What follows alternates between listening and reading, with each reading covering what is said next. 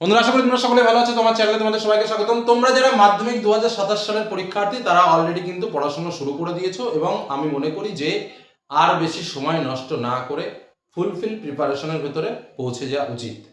কারণ ভালোভাবে প্রিপারেশন নিতে গেলে আমাদের অনেক কিছুই করতে হয়। আমাদের সিলেবাসটাকে বুঝে নিতে হয়, বাংলাতে প্রত্যেকটা লাইনকে খুঁটিয়ে পড়তে হয়। বাংলাতে ভালো রেজাল্ট করার যদি একটা শর্ত হয়, সেই একটা শর্ত হচ্ছে পাঠ্য বই খুঁটিয়ে পড়ো, পাঠ্য বইকে বুঝে পড়ো, গল্পের প্রত্যেকটা স্টেপ প্রত্যেকটা মুহূর্তকে নিজে নিজে উপলব্ধি করো।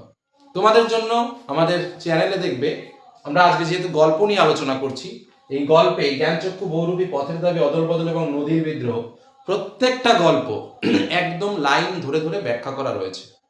যারা মনে করছো যে না আমি প্রত্যেকটা অক্ষর, প্রত্যেকটা লাইন এবং প্রত্যেকটা থিম, মানে গল্পের প্রত্যেকটা ভাষার একটা আলাদা আলাদা থিম থাকে, বিষয় থাকে, সেই মুহূর্ত থাকে, লেখক কোন পরিপ্রেক্ষিতে কি ভেবে ওই লাইনটা লিখলেন, তার যদি সুবিস্তৃত ব্যাখ্যাগুলো দেখতে চাও, আমি বলবো আমি এই কটা প্রত্যেকটা স্পেশাল আলোচনা করেছি লাইন ধরে ধরে, সেই ভিডিওগুলো একবার দেখতে পারো। যদি কেউ ওই ভিডিওগুলো একবার করে ক্লাস করে নাও, আমি মনে করি এই বাংলা থেকে, অর্থাৎ শর্ট বলো, 3 মার্ক বলো বা 5 মার্ক বলো, যেখান থেকে যেভাবেই আসুক না কেন, তোমরা যে কোনো প্রশ্নের উত্তর সম্পূর্ণ নিজে, কোনো রকম এক্সট্রা বই এর সাহায্য ছাড়াই নিজেরাই নিজে থেকে লিখতে পারবে এবং পরীক্ষাতেও ফুল মার্কস পাবে।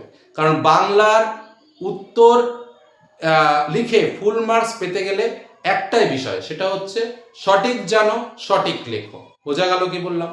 আমরা আজকে এই মুহূর্তে যে বিষয় নিয়ে তোমাদের সামনে আলোচনা করব, সেটা হলো আমাদের বাংলা গল্পে পরীক্ষাতে কি আসে। বাংলা গল্প থেকে আমরা জানি আমাদের এমসিকিউ, এসসিকিউ টাইপসের প্রশ্ন আসে এবং আর কি আসে, আর আসে আমাদের 5 মার্কের একটা প্রশ্ন লিখতে হয় আর আমাদের 3 মার্কের একটা প্রশ্ন লিখতে হয়। আমাদের বাংলায় কটি গল্প রয়েছে? সর্বমোট এই 5টি: জ্ঞানচক্ষু, বহুরূপী, পথের দাবি, অদল বদল এবং নদীর বিদ্রোহ। তো স্বাভাবিকভাবে প্রত্যেকটা গল্পকে আমি প্রথমেই বললাম খুঁটিয়ে পড়ার চেষ্টা করবে, বুঝে পড়ার চেষ্টা করবে।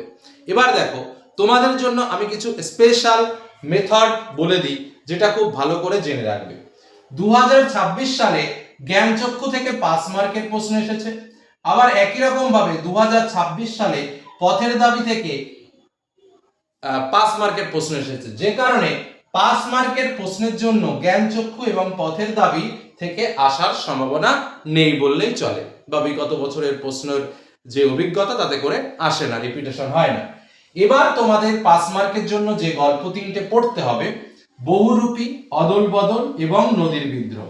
স্বাভাবিকভাবে এই 3টে গল্পের মধ্যে দুটো গল্প থেকে দুটো প্রশ্ন আসবে এবং একটা প্রশ্নের উত্তর তোমাদের লিখতে হবে। বোঝা গেল কি বললাম?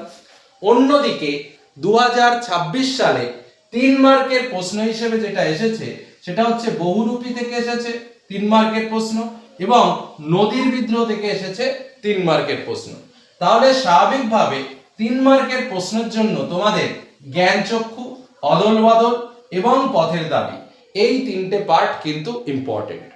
যারা ভালো ছাত্রছাত্রী, যারা পড়ুয়া, যারা মনে করছো যে ফুল প্রিপারেশনে থাকবে এবং ভালোভাবে পাঠ্য বই পড়বে, আমি বলবো এই 3টে বহুরূপী, অদল বদল, নদীর বিদ্রোহ, জ্ঞানচক্ষু, পথের কোনো অংশ বাদ না দিয়ে রিডিং ভালোভাবে পড়ে যাও।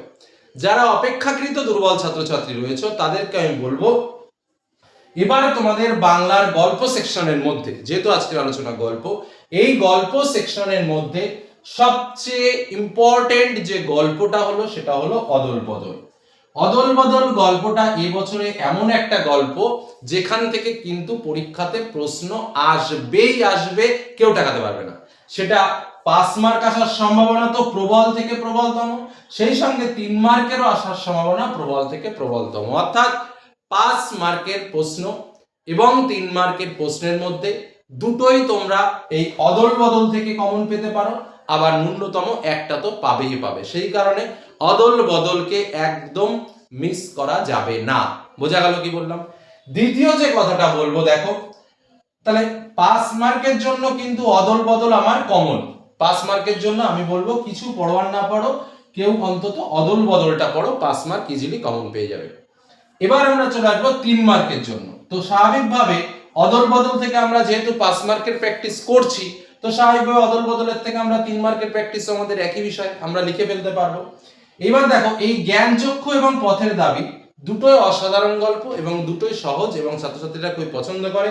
পথের দাবিটা একটু পেঁচালো দুর্বল ছাত্রছাত্রীদের জন্য, আর জ্ঞানচক্ষুটা কিন্তু একদম সহজতর গল্প, সহজতর এবং সুন্দর গল্প, যেখান থেকে আমি বলবো যে এই 3 মার্কের জন্য ন্যূনতম দুটো ভালোভাবে প্র্যাকটিস করতে হয়। সেক্ষেত্রে তোমরা জ্ঞানচক্ষু এবং অদল বদল এই দুটোকে টার্গেট করো। তাহলে সব মিলিয়ে দেখো, আমি যদি এই অদল বদল এবং জ্ঞানচক্ষু গল্পটা ভালো করে পড়ি তাহলে কি পাচ্ছি আমরা, একদম সহজে দুটো গল্প পড়ে অর্থাৎ অদল বদল এবং জ্ঞানচক্ষু এই দুটো গল্প পড়েই আমরা কিন্তু 5 মার্কের প্রশ্ন এবং 3 মার্কের প্রশ্ন দুটো বিষয় 100% কমন পেয়ে যাব 2027 মাধ্যমিক পরীক্ষাতে। এটাই হলো আমাদের আজকের আলোচনা।